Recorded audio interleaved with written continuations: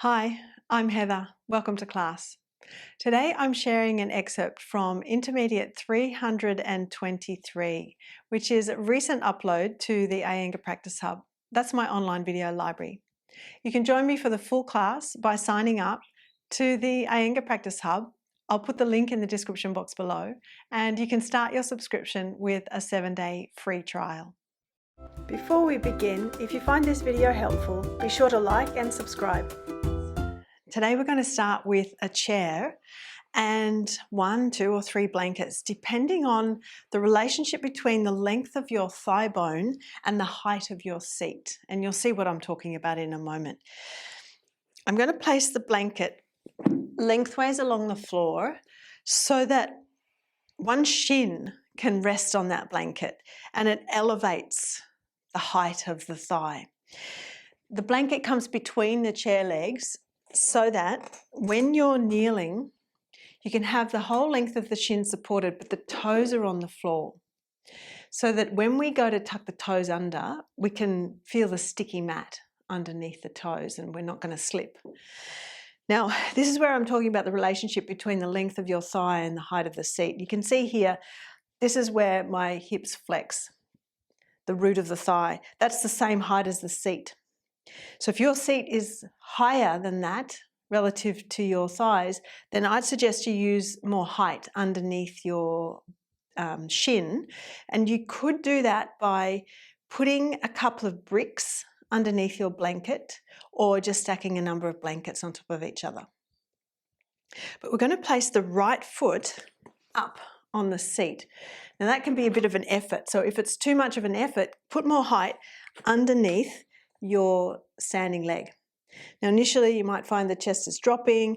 If it's really intense in that hip flexion and you can't get the lift in the spine and the chest, then as I said, use more height underneath your shin.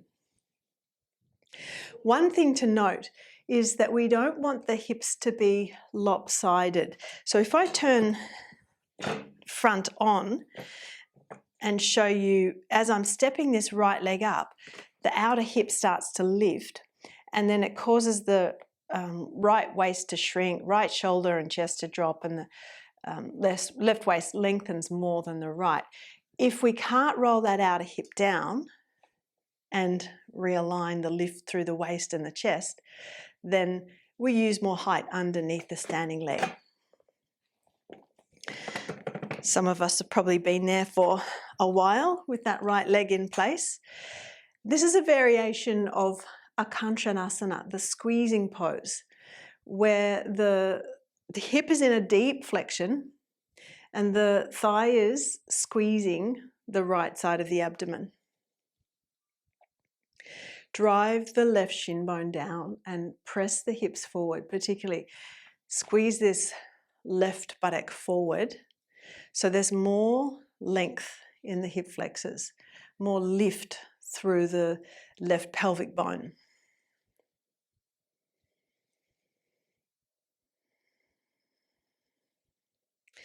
Now lean forward, so you can lean into the seat so that you can tuck your toes under and straighten that back leg.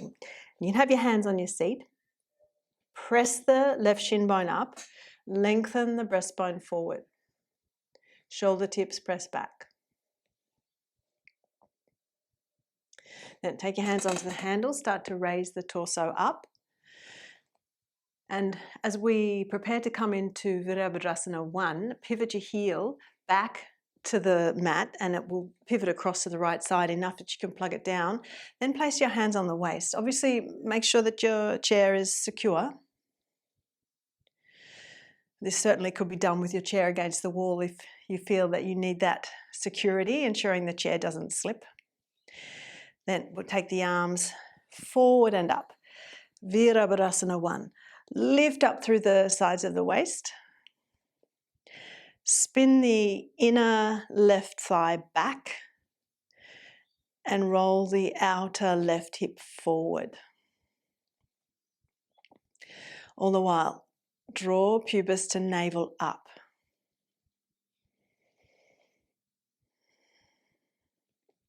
Then you can lean forward to the handle, Lift the back heel. We're going to come back down through a Kanchanasana, lower that left knee to the floor, point the left toes back, reassert the lift in the chest.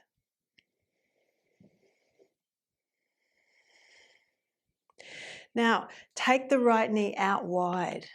Let the sole of the foot lift up off the floor. It's like the legs in Baddha Konasana. The right foot's still on the right side of the chair. Then slide the right foot across to the left side of the chair, so it's more like a simple cross leg, swastikasana. The shin may or may not touch the chair, depends on your knee, depends on your hip. But if there's problems with the knee or the hip, you might want to support that leg by putting a brick underneath the shin. Let's say your knee's sitting up this high. Maybe you need to wedge a brick in underneath that outer shin. And this might be enough for you, staying upright. But if you've got the capacity to stretch in that right outer hip area, lean forward.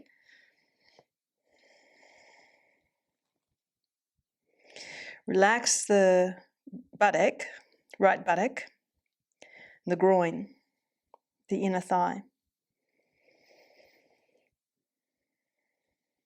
Then if you've got further still, you can go further into the stretch, lean forward. Perhaps you take your hands onto the chair legs and straighten the back leg, lengthen the sternum forward.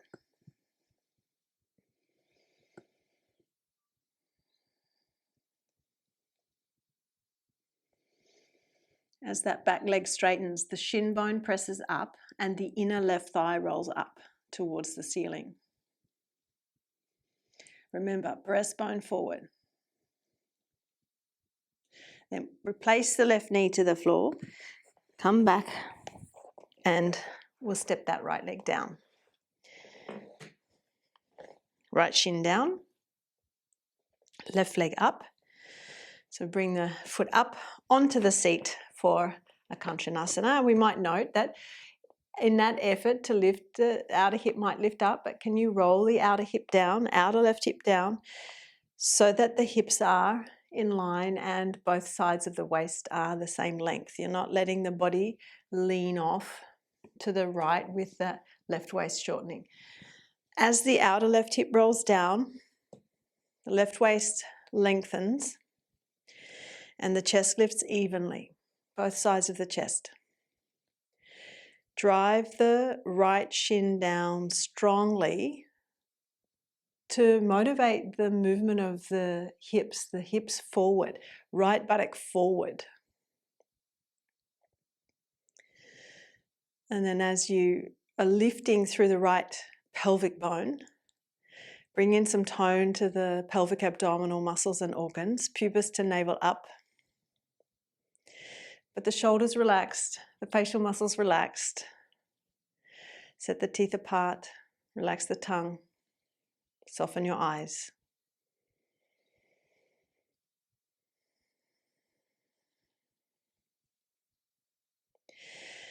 Now, we've got to straighten that back leg so you can lean into the chair and curl the toes under.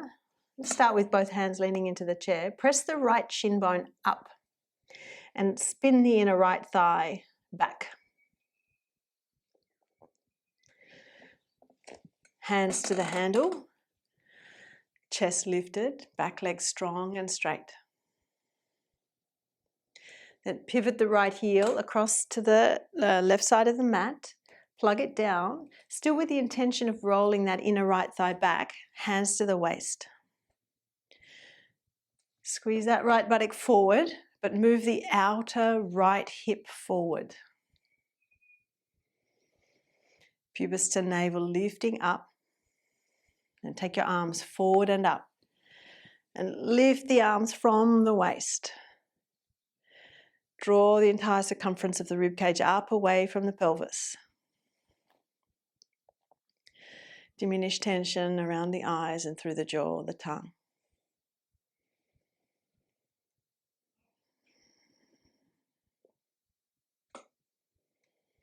Then reach your hands back to the handle, lift the back heel up, bend the right knee back down to the floor. So we're back in a Kanchanasana.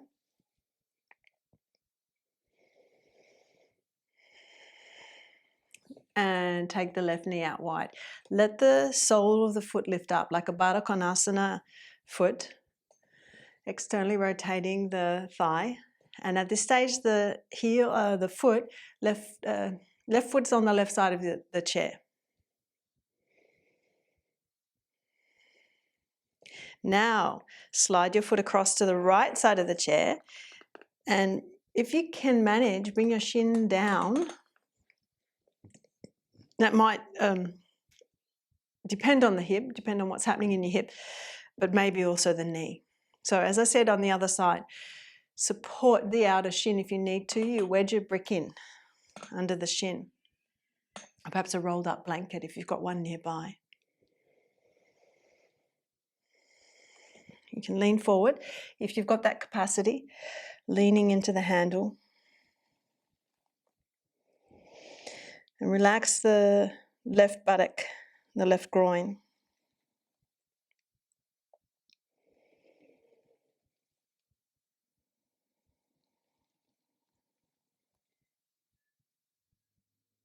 If you can go further still, then you can reach your arms through, reach your body through.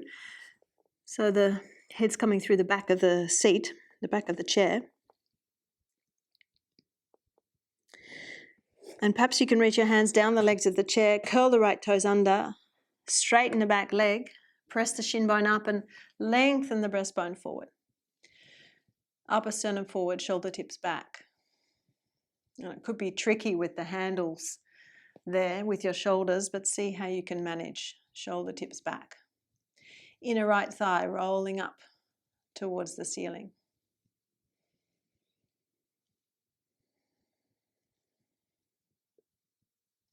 Then we can come back down onto that right knee, thread the body back through the seat and lower the left leg. Let's do down face dog pose. Hands on the chair, walk back. Straighten the knees. Here we can appreciate the straightening of the knees. We've had them bent for quite some time. Grip the kneecaps, work the quadriceps. Press the thigh bones back away from the chest. Breathe smoothly. If you practice yoga, you probably already know this feeling. You want to practice at home, but without guidance, home practice can sometimes feel overwhelming.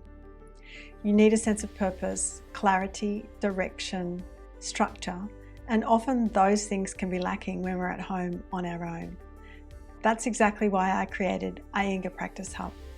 Hi, I'm Heather, a certified senior Iyengar yoga teacher with over 28 years of teaching experience. The Iyengar Practice Hub is an extensive online video library containing hundreds of Iyengar yoga classes designed to support you wherever you are in your practice and wherever your practice needs to go next. Each class is thoughtfully created, carefully sequenced, and grounded in the principles of the Iyengar method. Within the Iyengar method, we focus on precision in technique, which involves awareness of alignment and intelligent use of props. Timings or holdings of the poses for a specified length of time. Repetition, which builds strength, flexibility, and clarity in action. And sequencing, the way we work toward a posture, along with the way the whole class is designed. This isn't just a collection of videos, it's a structured, living resource you can return to again and again.